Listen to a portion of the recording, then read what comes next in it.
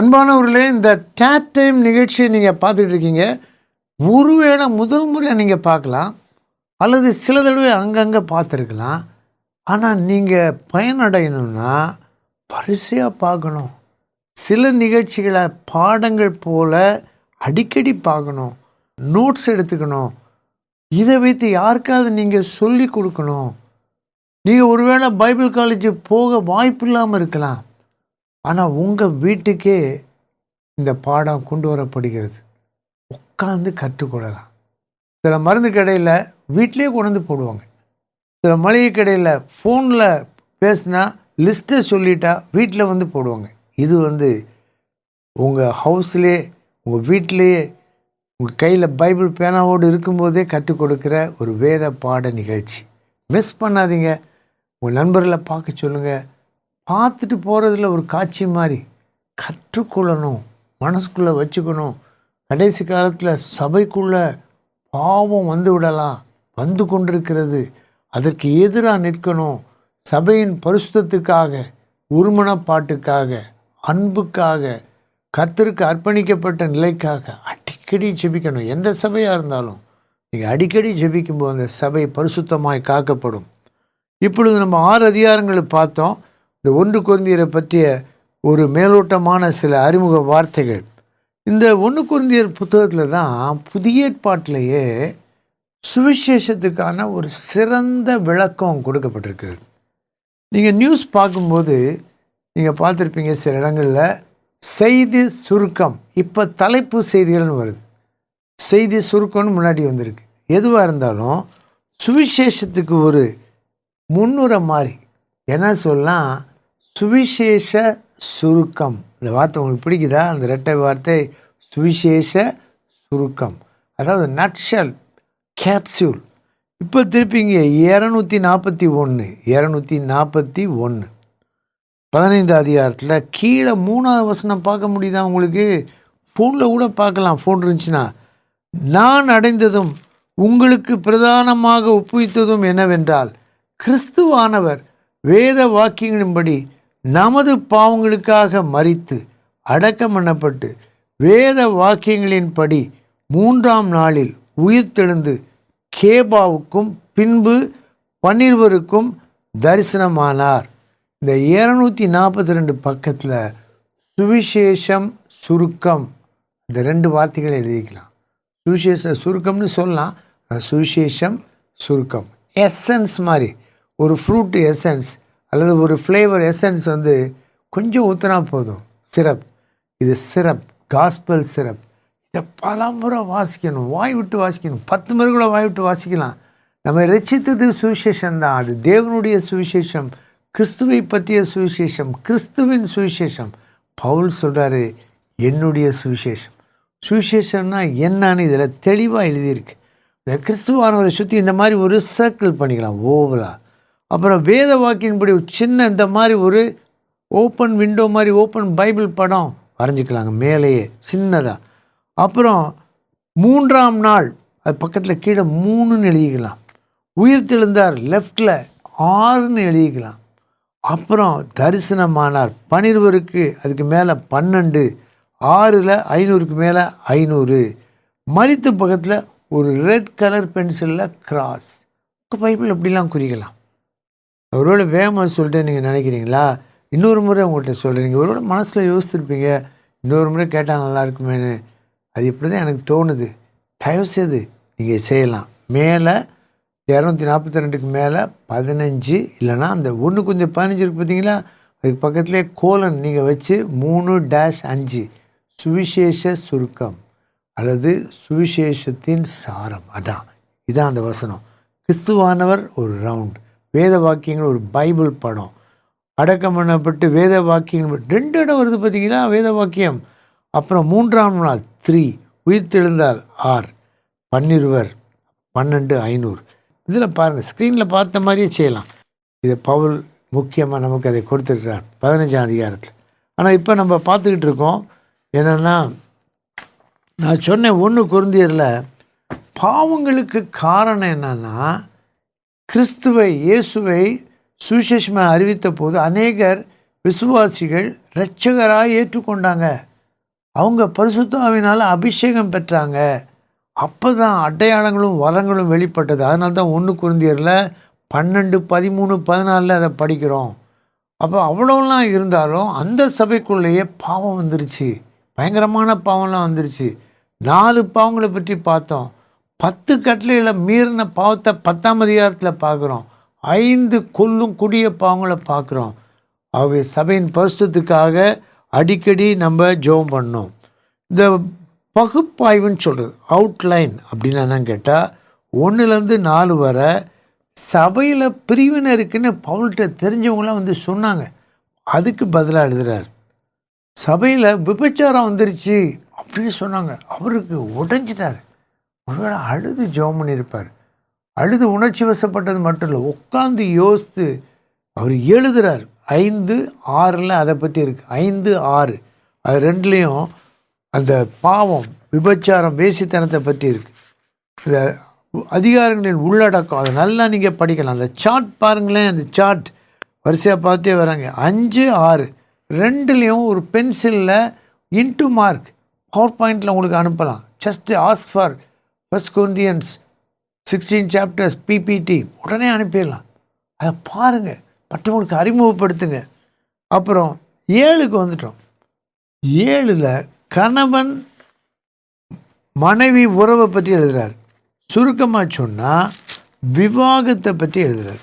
7ஆம் அதிகாரம் முழுவதும் விவாகம் எப்படி பரிசுத்த விவாகத்தில் இணைக்கப்பட்ட கணவன் மனைவி விசுவாசிகளாக இருந்தும் அவர்களுக்குள்ள இச்சை, வேசித்தனம், உபச்சாரம்லாம் நுழைஞ்சு சபையின் அஸ்திபாரமாகிய குடும்பங்கள் குலைய துவங்கினது, ஆட்டம் கொடுத்தது.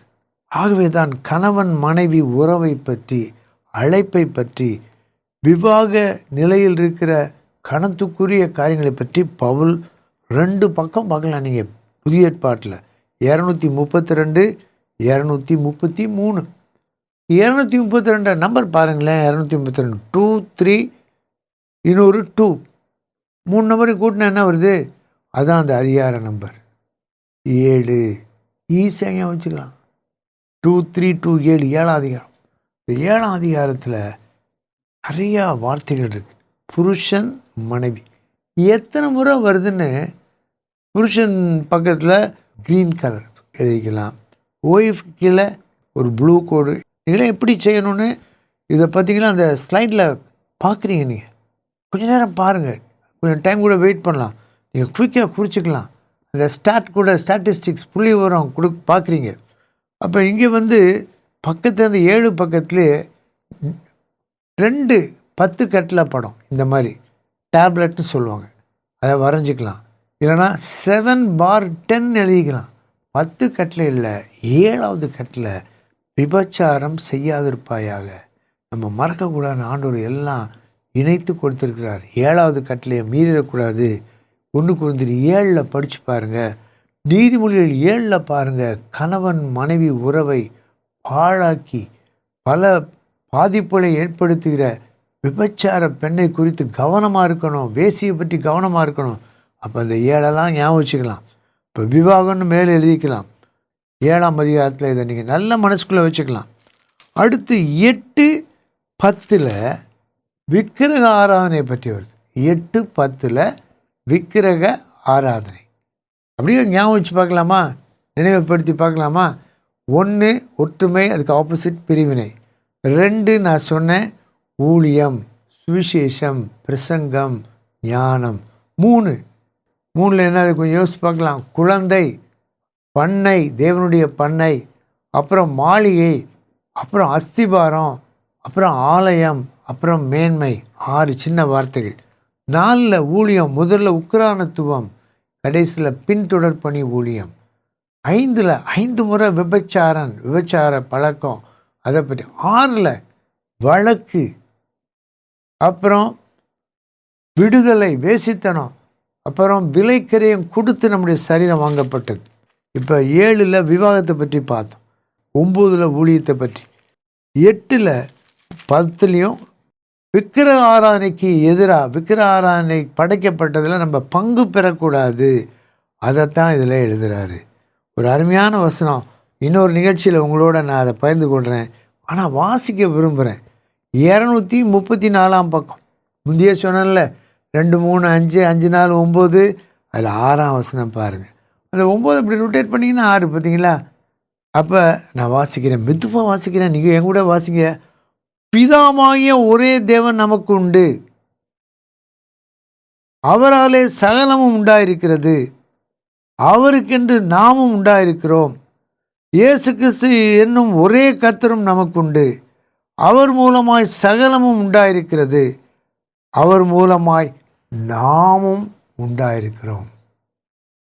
இது ஒரு விசுவாச பிரமாணம், கிரீட் அப்படின்னு சொல்லுவாங்க. அருமையான வார்த்தை. ஒரு 10 முறை கூட இந்த வசனத்தை உங்கள் டைரியில் எழுதலாம். ஏன்னா தேவனுடைய வார்த்தையை உங்கள் சொந்த கையெழுத்தில் எழுதலாம். எழுதி யாருக்காக கொடுக்கலாம். உங்கள் சர்ச்சுக்கு வர்றவங்க, பழகினவங்க, நண்பர்கள், இல்லைன்னா பக்கத்தில் நல்லா பழகிறவங்கள்ட்ட அழகாக எழுதி, உங்கள் பிள்ளைகள்கிட்ட கூட அழகாக எழுதி, பைபிளில் எழுதி சின்ன கிஃப்ட் மாதிரி கொடுக்கலாம். பைபிளையும் அவங்க வாசிக்காமல் இருக்கலாம். ஆனால் நீங்கள் எழுதுனதுனால, நீங்கள் நேரம் எடுத்து ஜெபத்தில் எழுதுனால அந்த ஒரு வார்த்தையை வாசிக்கும்போது தேவன் கிரியை செய்ய வாய்ப்பு இருக்கிறது. அப்போ 6ஆம் வசனம் ரொம்ப முக்கியம். 8, 6ன்னு மேலே எழுதிக்கலாம். 9 பார்த்தோம், அதை இன்னொரு முறை நிறையா பார்ப்போம். 10ல் விக்கிர ஆராதனை. 11ல் 2 வார்த்தை எழுதிக்கலாம். முக்காடு மேசை. 11ல் அது மேலே முக்காடு மேசை, கர்த்தருடைய பந்தி, லார்ட்ஸ் டேபிள். இந்த 11 பாருங்கள், அது மேலே இப்படி கோடு போட்டால் ஒரு மேஜை மாதிரி இருக்குது, லைன் டயக்ராமில் மேஜை மாதிரி இருக்குது. அது கர்த்தருடைய பந்தி. அது ஆராதனை முறையை பற்றி சொல்கிறார். 12, 13, 14 நம்ம அடுத்த நிகழ்ச்சியில் பார்ப்போம். 15ல் உயிர்த்தெழுதல். 16ல் தேவையில் உள்ளவர்களுக்கு கொடுக்கப்படும் தர்ம பணம், பவுலின் நண்பர்கள். தொடர்ந்து இதை யோசிங்க, பாருங்கள். கர்த்தர் உங்களை நேசிக்கிறார். நீங்கள் பரிசுத்தத்துக்காக செபிக்க வேண்டும். நீங்கள் ஜாக்கிரதையாக உங்களுடைய ஆத்துமாக்களை பரிசுத்தமாய் காத்து கொள்ள வேண்டும். பாவத்தின் அறிகுறி தோன்றும் முன்னே வேரோடு பிடுங்கி எரிந்து விட வேண்டும். சபையிலே நடந்தால் அதை குறித்து நேரடியாய் பேச வேண்டும், திருத்த வேண்டும், சுத்திகரிப்புக்காய் ஜெபிக்க வேண்டும். கர்த்தரை நோக்கி பார்ப்போம். பரிசுத்தமுள்ள தேவனே, இரக்கங்களின் பிதாவே, சபையின் பரிசுத்துக்காய் செபிக்கிறோம். கரைதிரையற்றதும் பிழையற்றதும் இடரற்றவர்களுமாய் எங்களை பிதாவின் சந்நிதியிலே மாசற்றவர்களாய் நிறுத்த வல்ல உமக்கு ஒப்பு கொடுத்து செபிக்கிறோம். சபையின் பரிசுத்தம், சபையின் சமாதானம், சபையினுடைய அன்பு, ஒருமனப்பாடு, சபை மக்கள், ஊழியர்கள், அவர்களுக்குரியவைகள் பாதுகாக்கப்பட செபிக்கிறோம். கிறிஸ்துவின் பிரதான ஆசாரித்துவ ஜெபத்தின் கீழே வைக்கிறோம். இயேசு இரட்சகர் மூலம் கேட்கிறோம் பிதாவே, ஆமேன்.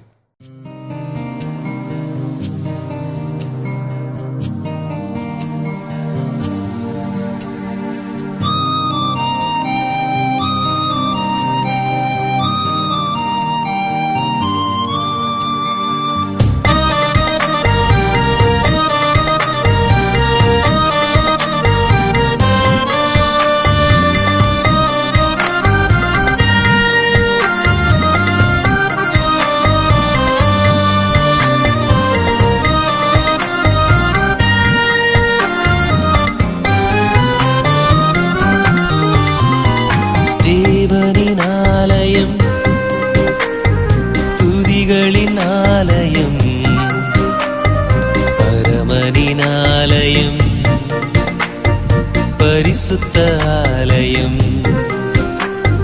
மகிமையின் ஆலயம், மகத்துவ ஆலயம், மகிமையின் ஆலயம், மகத்துவ ஆலயம், நன்றியின் ஆலயம்,